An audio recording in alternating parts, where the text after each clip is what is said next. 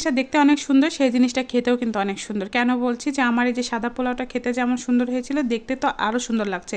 আপনারাই বলেন দেখতে অনেক সুন্দর লাগছে না? আসসালামু আলাইকুম বন্ধুরা, সবাই কেমন আছেন? আশা করি ভালোই আছেন। তো আজকে ছেলে জেদ ধরেছিল যে মা আমাকে পোলাও রান্না করে দাও, আর আমার ছেলে তো পোলাওটা একদমই খায় না। তো আমিও বলেছিলাম যে আজকের পোলাওটা তোমাকে আমি এত সুন্দর করে রান্না করে দেবো, তোমার দেখেই কিন্তু লোভ লাগবে। তো সে আমার ফুল ভিডিওটা দেখে বলছিল যে মা আসলে কিন্তু দেখে আমার মানে তোমার পোলাওটা খেতে ইচ্ছে করছে।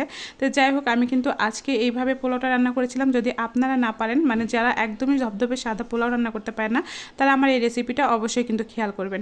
এখানে কিন্তু আমি ভালো করে তেলটা গরম করে নিয়েছিলাম, তারপরে কিন্তু অনেকগুলো পেঁয়াজ দিয়ে আমি ভালোভাবে বেরেস্তা করে তারপর তুলে রেখেছিলাম। এবং যে তেলটা ছিল, মানে পেঁয়াজ ভাজা যে তেলটা ছিল, সেটাতে কিন্তু আমি ভালো করে চালগুলো ভেজে নিব। আর ভালো করে চালগুলো ভেজে নিয়ে তারপরে কিছুটা আমি সাদা ফল দিয়েছিলাম, সাথে কিন্তু লং দিয়েছিলাম, কয়েকটা লবঙ্গ দিয়েছিলাম, সাথে তেজপাতা দিয়েছিলাম, একটু কিন্তু জয়ত্রী দিয়ে দিয়েছিলাম। দিয়ে ভালো করে কিন্তু এখন একদম ভেজে নিব, একদম লাল লাল করব না, হালকা করে ভেজে নিয়ে তারপরে কিন্তু হচ্ছে আমি এর মধ্যে পানি অ্যাড করে দেব। আর আজকে কিন্তু সেই রকম কিছু যে আমি এখানে অ্যাড করব তা কিন্তু না, কিন্তু তারপরেও কিন্তু আমার পোলাওটা একদমই সাদা ফটফটে হয়েছিল, আপনারা দেখলেই বুঝতে পারবেন। তাই আমি চালটা কিন্তু খুবই ভালো করে ভেজে নিচ্ছি, কারণ চাল যত ভাজবেন আমার তো মনে হয় টেস্টটা ততই হবে।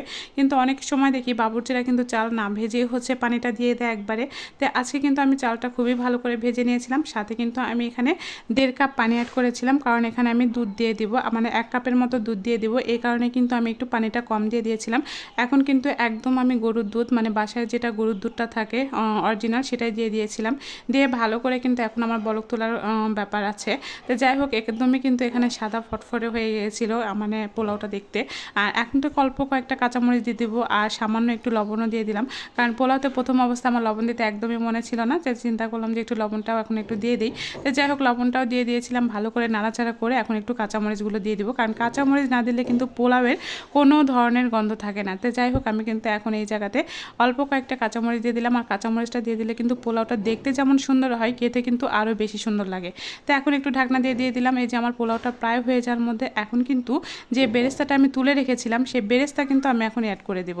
আর এই বেরেস্তা কিন্তু এখনই দেওয়ার সময়, কারণ আপনি যখনই দেবেন মানে হালকা অল্প পরিমাণের আমি এখানে বেরেস্তাটা দিয়ে দিব, আর বাকি বেরেস্তা কিন্তু আমি পরে দিয়ে দিব। তো যাই হোক, একটু নাড়াচাড়া করে নিলাম। এখন কিন্তু আমার বেরেস্তা দেওয়ার পালা, বেরেস্তাগুলো আমি দিয়ে দিয়েছি। আর দিয়ে কিন্তু আমি হালকা পরিমাণে যখন একটু নাড়া দিয়ে দিব, কারণ বেরেস্তাগুলোর যে স্মেলগুলো আছে সেটা কিন্তু হচ্ছে পোলাওয়ের মধ্যে চলে যায়। তো আমার কিন্তু খুবই ভালো লাগে এই পোলাওটা রান্না করতে। আর আমার পোলাওটা দেখেন একদমই মনে হচ্ছে দুধের মতো সাদা ফটফট হয়েছে। আর এখানে যে অনেক বেশি পরিমাণে তেল আমি এড করেছিলাম তাও কিন্তু না। তো যাই হোক, এখন কিন্তু আমার পোলাওটা একদমই হওয়ার মধ্যে।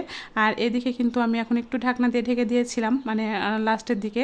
তো ঢাকনা দিয়ে ঢেকে দিয়ে লাস্টের দিকে কিন্তু আমি আবারও পরে হচ্ছে বেরেস্তাটা এড করে দেবো, কারণ যে কোনো পোলাও বলেন মাংসতে বলেন, আপনি যদি হচ্ছে একটু বেরেস্তা দিয়ে দেন, সেটা কিন্তু দেখতেও যেমন সুন্দর লাগে, খেতেও কিন্তু অনেক সুন্দর লাগে। এর মতো আমার কিন্তু পোলাও রান্নাটাও হয়ে গেল। আর যদি ভিডিওটা ভালো লাগে অবশ্যই কিন্তু লাইক, কমেন্ট এবং শেয়ার করে পাশে